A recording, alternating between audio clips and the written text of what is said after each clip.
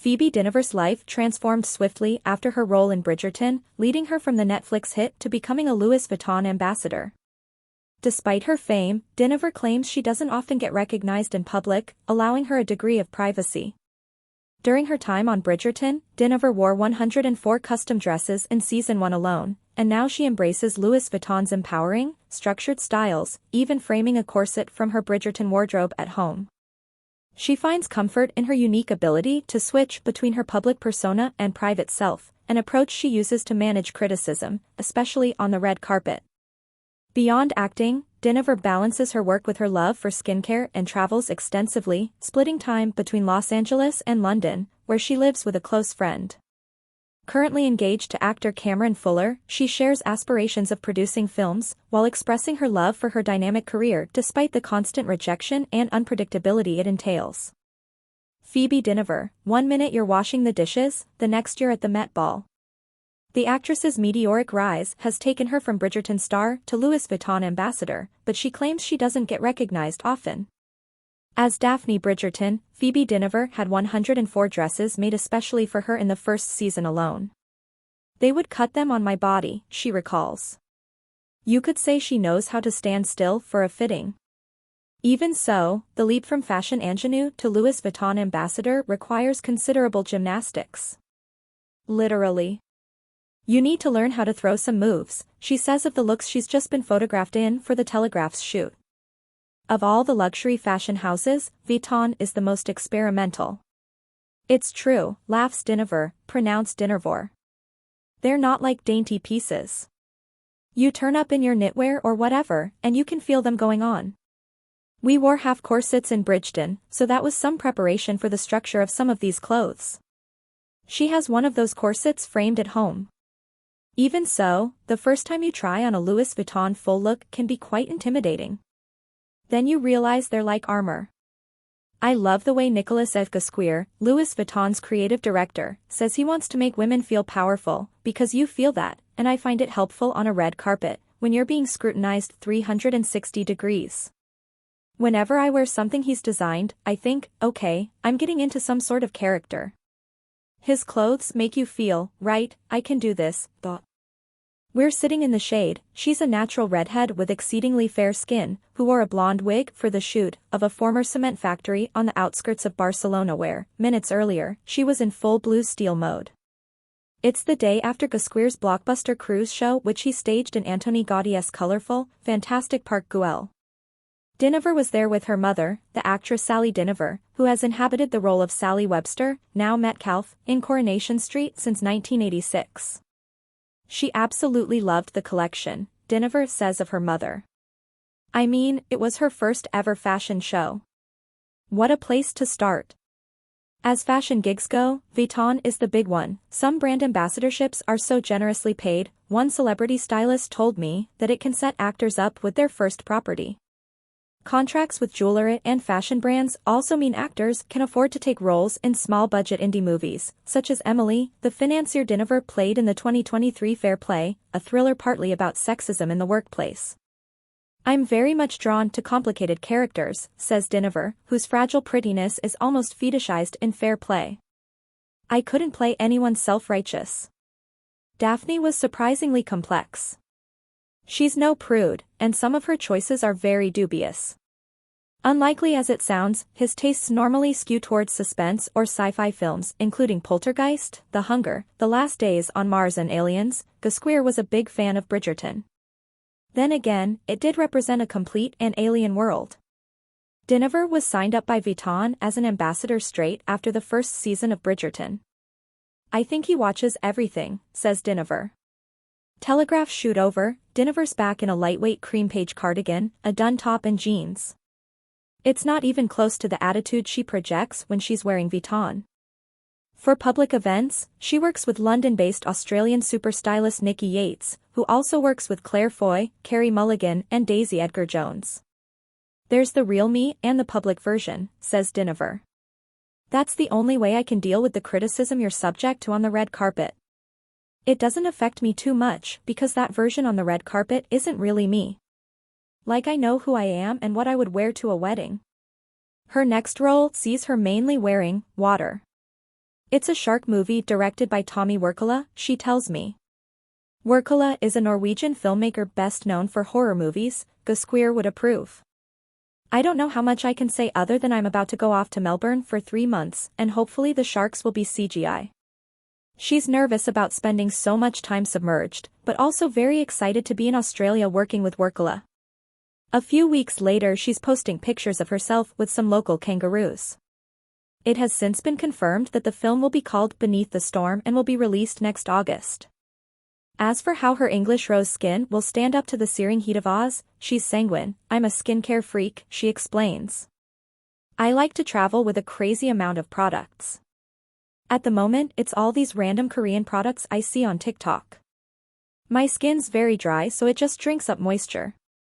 Daphne's deceptively simple hair in Bridgerton was a wig. Nonetheless, she had to be in hair and makeup every day at 4 a.m., most of that time was spent on hair, and had a mattress in her trailer for napping purposes. Now 29, she currently splits her time between Los Angeles, with her fiancé, the actor/producer Cameron Fuller, and North London, where she shares a flat with a friend from school she's known since they were both 11. Hampstead Heath, she says, is her happy place.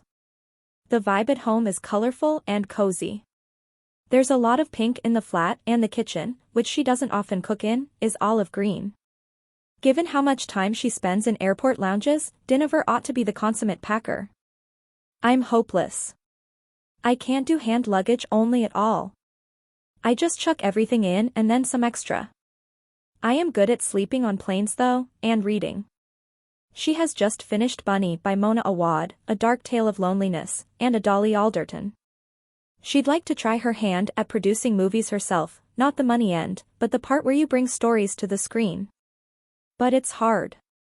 I've had 2 projects fall through recently. Luckily, given her transcontinental commute, she finds flying relaxing, although if I watch a sad film I cry a lot. What's that about? I tell her I've read it's to do with the altitude. The air pressure affects our brains and makes it harder to regulate our emotions. Could be. I've got a bit savvier about what to consume on board. I try not to eat on the plane since a friend told me they put extra salt in everything because your taste buds change when you're flying high. That's hard, because I love eating. And I try to drink 3 liters of water with electrolytes. It does mean you're constantly going to the loo. All this is recounted in a Mancunian lilt, light but distinctively different from Daphne's cut glass RP and Emily's brittle New York, yet Dynevor insists she's not a natural mimic. Although she knew she wanted to act early on, she didn't go to drama school. That's probably why I'm so nervous about taking any theater roles. You need to know how to throw your voice and I don't have those techniques. Nor is she one of those actors who can just roll into a dialect. It takes me a lot of practice. I'm definitely not a method actor, but for Emily in Fair Play, I kept the accent for the whole 6 weeks shoot. I'd be on the phone to my mum at night and she'd say, "What are you doing?" Dynevor comes from 3 generations of actors. Her father, Tim Dynevor, is now a script writer. Both her paternal grandparents were TV actors too, and at 14 she began her career in Waterloo Road, a BBC One soap set in a large comprehensive school. Jean Page, her co-star in Bridgerton, was another alumnus, although the 2 never overlapped. For a while, Dynevor worked consistently, juggling roles with GCSEs and A-levels. At 18 she moved to London, which is when the offers dried up, probably because she was transitioning from child actor to grown-up. That was agony, she says. I hate not working. No one could say she wasn't warned, coming from an acting dynasty, although her mother's 30 years, and accounting career in the world's longest-running soap may have given her a false sense of security. She held down a job in a cocktail bar, then moved to LA where she spent another 9 months arresting, although it was anything but restful. Maybe that's why I love La La Land so much, she says. My life was literally like Emma Stone's at the start of that film. Audition after audition, rejection after rejection.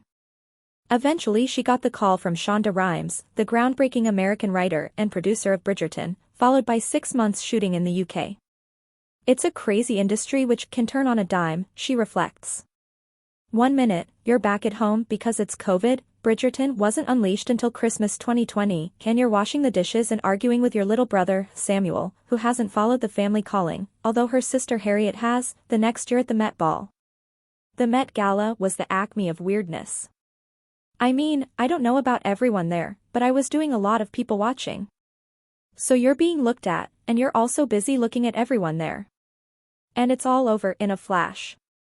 The first time, she's been twice, Natch, she went with Louis Vuitton. They take care of it all and you don't really have to think too much about what you're wearing. But this year she was invited by Charlotte Tilbury and wore an ethereal frothy pale pink Victoria Beckham dress. That was a lot more hands-on. I sent Victoria's team some references. We only had 10 days, and they worked wonders. She still travels by tube and takes Ubers at night. She says she doesn't get recognized very often, or if she does, no one really bothers her, despite being in one of the biggest Netflix hits of all time.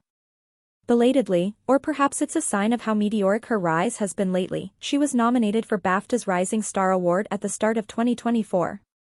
It's enough to give anyone mental whiplash. It's been a strange 4 years, she laughs again. She seems someone who's happy to go with the flow. She and Fuller haven't yet worked out whether they'll live in London or LA or continue to their bicontinental romance, and it doesn't bother her. Straight after Bridgerton there was more lockdown COVID, then the writers' strike, which shut down all filming in Hollywood for months.